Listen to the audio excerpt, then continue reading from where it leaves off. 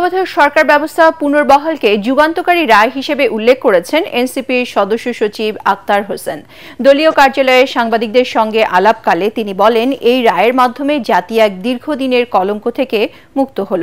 আক্তার হোসেন আরও বলেন, তত্ত্বাবধায়ক সরকারই এখন পর্যন্ত সবচেয়ে গ্রহণযোগ্য ও আস্থার সরকার ব্যবস্থা।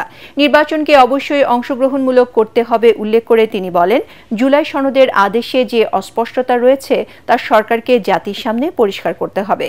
তিনি জানান, এ বিষয়ে স্বচ্ছতা নিশ্চিত হলে এনসিপি জুলাই সনদে স্বাক্ষর করবে।